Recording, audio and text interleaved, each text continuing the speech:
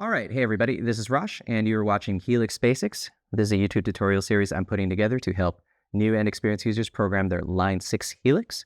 So a little about myself. Once again, my name is Rosh, and I build and program guitar rigs out here in the LA area, as well as online. So my clients include Steve Vai, Leppard, Dweezil Zappa, Melissa Etheridge, A Perfect Circle, Bush, and more. And I wanted to give back to the Helix community and show some tips and tricks on how to program all their Helix products. And in this case, the Helix Floor. So if you've been watching this YouTube channel for a while, you've noticed that I've put up a lot of fractal audio content. And one of the things a lot of people don't know is that I program all the modelers out there on the market, including the Quad Cortex, the Kemper, all the fractal products, and in this case, the Line 6 Helix Floor. So there's definitely a lot of crossover content. There's definitely a lot of best practices and tips and tricks that I would recommend all users, no matter what modeler they use both live in the studio, at rehearsal, and wherever else you find yourself. There's a lot of things that you can do no matter what modeler you're using. So in this case, we're going to start this tutorial here, and we've been working on using some dual cabinets. Previous video was using dual cabinets to make a clean and crunch sound, and in this case, we're going to be using dual cabinets to make a rock rhythm sound.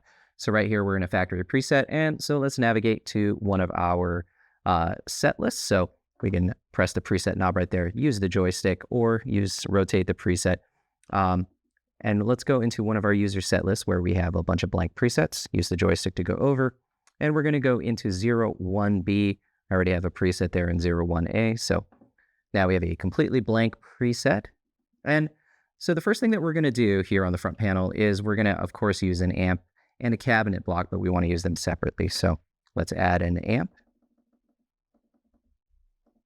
And do not use the amp plus cab block. We actually want to use an amp, and then we also want to use a separate cabinet. So we're going to add an amp. And in this case, I'm going to go to this column using the joystick, and then go to the third column again using the joystick.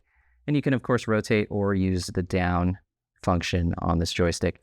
And, let's try something slightly different than the last one that we did. Let's use the Brit 2204. And again, this is kind of like a JCM 800 type of cabinet. And let's add that there. And obviously this is going to sound really awful because there is no cabinet there. So what we're going to do is, of course, navigate to the next blank slot, hit the joystick, and then again, go to the cabinet. So in this case, what we're going to do is we're going to select the dual cabinets, and we're going to hit enter.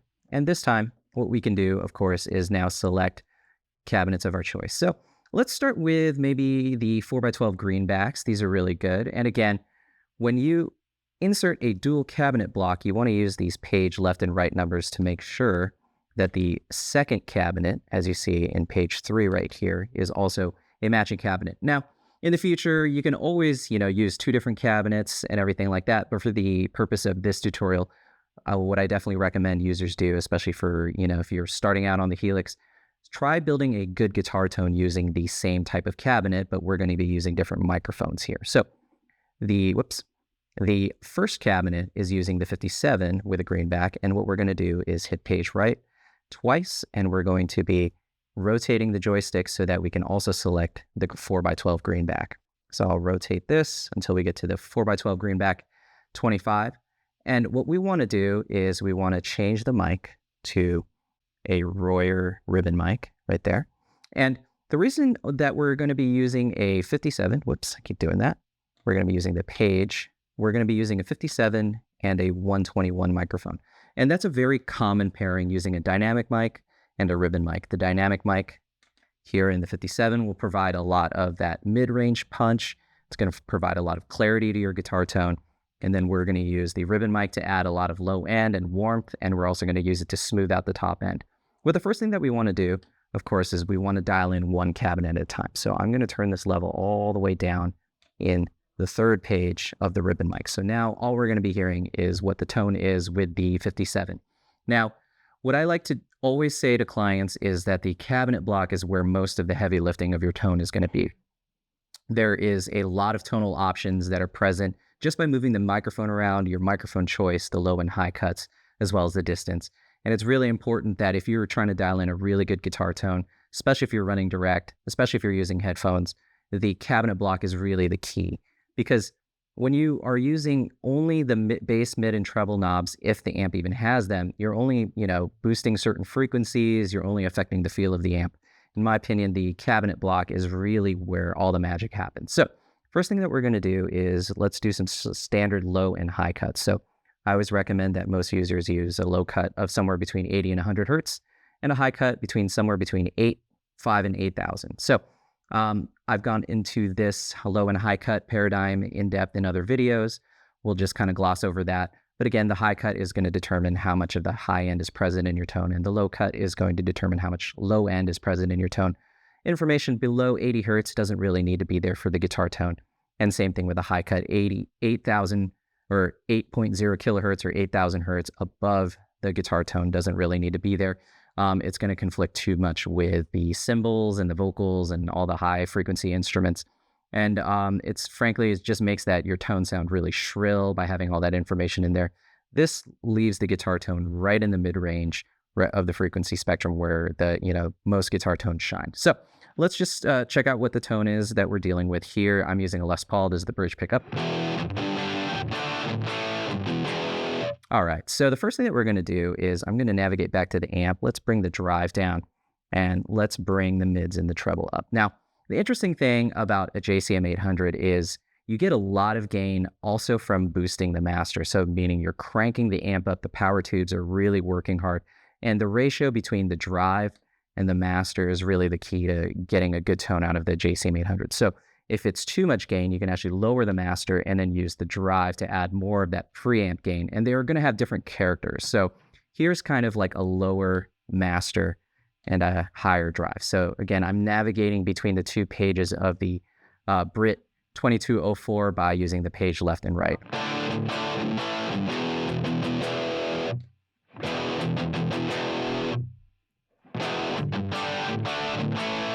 Okay, so even with the drive super low, if I happen to crank the master up, you can hear the amp the power tubes are working really hard. You're getting a lot of that low end sizzle. The low end is just kind of falling apart. So again, really making sure that you're finding a good ratio between where you set the master and where you set the drive is going to be the key to this amp. If you want more of that preamp gain, definitely cranking the drive and pulling the master down will help with that.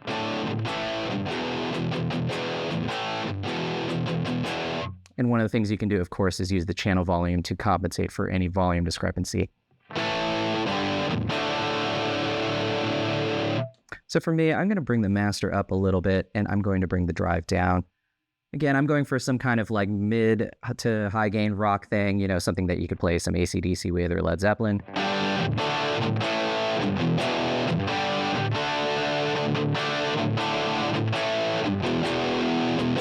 Yeah, we can deal with that.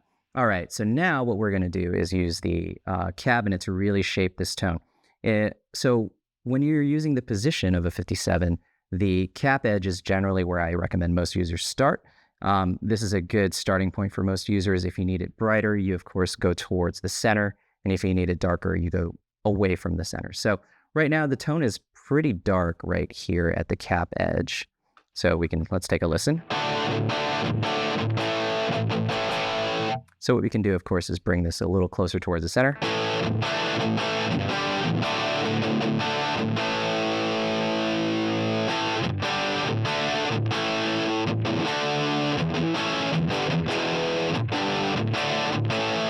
Great. And what I'm going to do is, of course, crank the mids up a little bit more. And I'm going to pull the bass down to keep the low end nice and tight in this amp.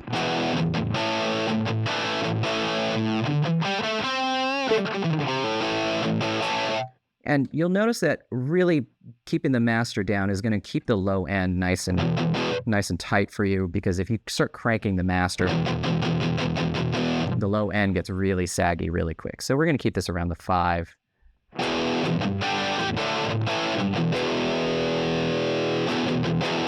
And of course, we can drop the drive down a little bit.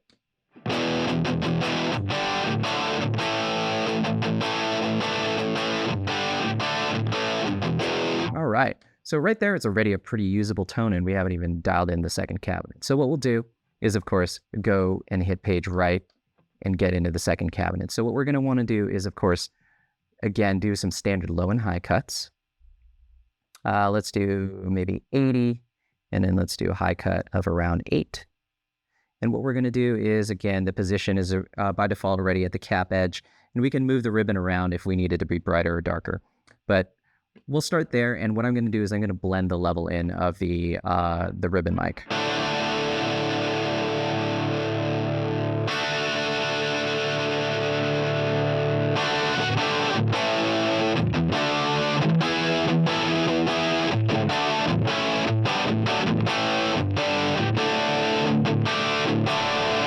Yeah, I'm digging that. So you can tell that the ribbon mic, when it's all the way off, you get a lot more of that sizzle coming from the 57. You know, it sounds like bacon frying. And again, you're not getting a lot of that warmth and low end. It's not making the tone as full, but as we get into maybe the -4 dB range, you'll notice that the tone gets a lot fuller. Now, we don't want too much of the ribbon, because if we put the ribbon in there at 0 dB, you're going to get a lot more low end.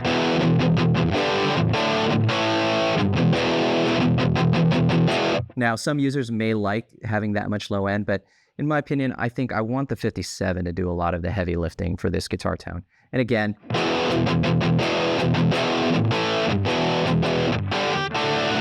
I want the tone to kind of cut through, but I don't want it to be too dark and too muddy, but you can tell that the notes are really full.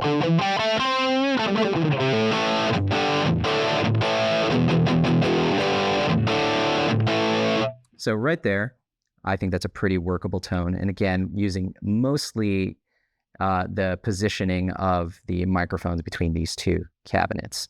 So right here, I think this would be a really just, useful rock rhythm guitar tone. But of course, we want to add a little bit of some reverb. It's pretty dry. So again, I'm navigating to an empty slot, going to the reverb, and then we're going to use a mono reverb dynamic hall. And let's dial this down to maybe about 1, bring the mix to about 20, just to give it a little bit of space. So now this tone is pretty useful. It's going to respond pretty well to, pickup choice as well as where your volume is.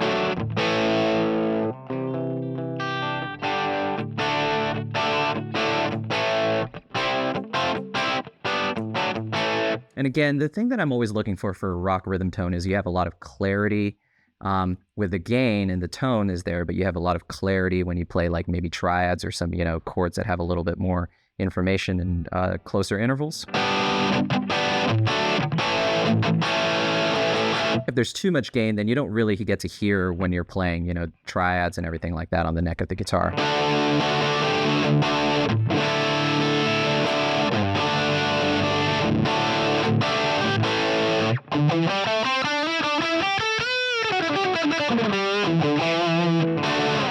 So I think that's a pretty usable guitar tone. And again, we're only using one type of cabinet. So of course, if you're looking for something a little bit more modern, maybe the Greenbacks aren't quite your flavor, you definitely want to start maybe considering using choices like the V30s or anything with, V30s or T75s or something like that. So the Greenbacks, in my opinion, are generally, more of that classic rock tone. As we get into the V30s, these are going to have a lot of more of that upper mid spike. They're going to be a lot more aggressive. And they're going to have a lot more of that, kind of cutting quality to them. So what we can do is let's dial in a tone this time, but using the V30. So what we're going to do again is I went to basically pick the cabinet, press the joystick down, and instead of the Greenbacks where we originally were, I went and selected the Brit V30. We can do there. The Calais V30 is the Mesa Boogie cabinet, but we'll start with the Brit V30, keep it in the Marshall family. Going to hit the joystick, and again, we're going to go through the same process. I'm going to page over to the last page of where we currently have the second cabinet, and what I want to do, of course, is bring the level all the way down. And again, I want to select the V30s here just to make sure that they're matching. Again, you don't always have to match the cabinets, but for the purpose of this preset, we're going to match them. But just use different microphone choices to get the tones that we want.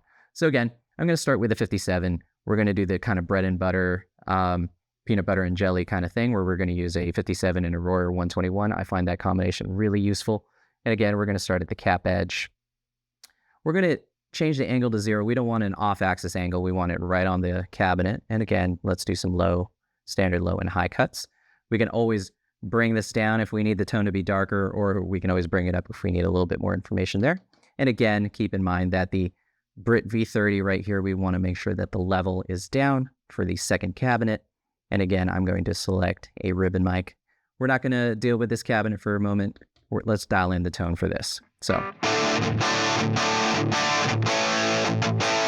right away, you hear the difference between those two speakers. The Greenback's a lot darker. It's a lot warmer. This has a lot more of that upper mid-range sizzle.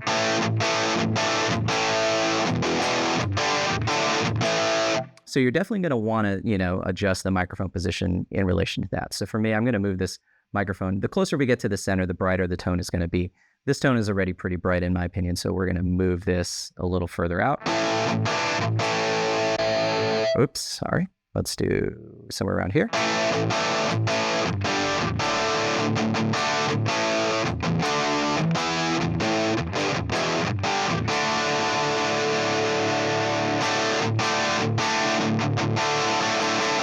And again, we're hearing the 57 by itself. It may sound really nasally, it may sound really mid-rangey. It's got a lot of that bite to it. But again, we're going to be using the ribbon mic to kind of round out that tone. So now let's navigate to the ribbon mic. We're again going to put this in the cap edge. I like that as a good starting point.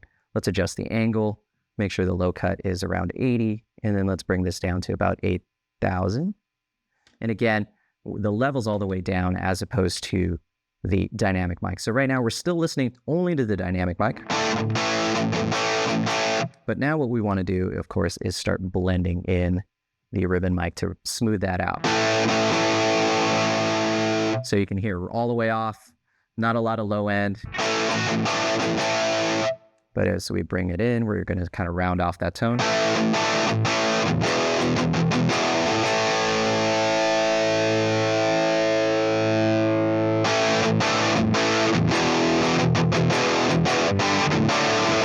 So you can hear this speaker is definitely much more aggressive, and even with the ribbon mic rounding off that tone,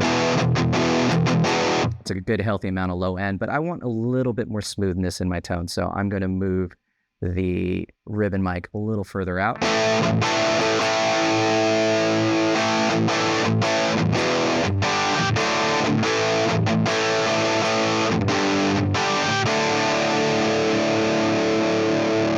And again, I'm going to actually adjust the level so it's a 1-to-1 ratio. So 0 dB on both.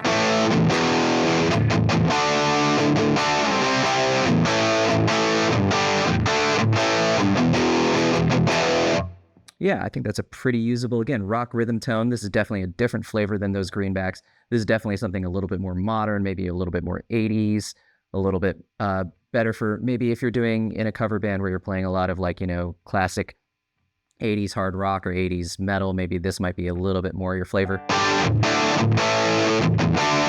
And you can tell that we didn't even do any of the adjustments on the actual amp itself.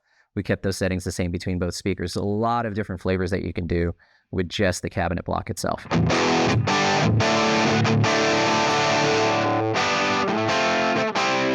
So yeah, if you're playing in a cover band and you're doing a lot of 80s hard rock or 80s rock, this definitely would probably be a better choice for that. This kind of has that bite that you would need to kind of cut through. And again, just kind of, it's a little more aggressive than the Greenback speakers.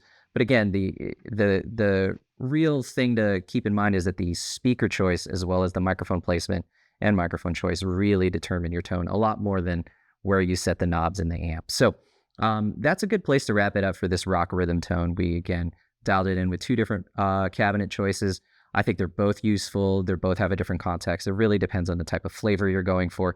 Again, for me, I'm personally partial to Greenbacks, but this V30 cabinet definitely has its place, especially if I was playing a lot of, more 80s and maybe possibly 90s kind of hard rock stuff. It definitely has a lot more aggression. It definitely has a lot more bite to it. And again, this could be a guitar tone that you're really going for as opposed to maybe a smoother, darker, warmer kind of classic rock thing. So anyways, thanks for watching. I hope this was useful. If you guys need any help programming your Helix, feel free to reach out to me and we can set up a one-on-one session.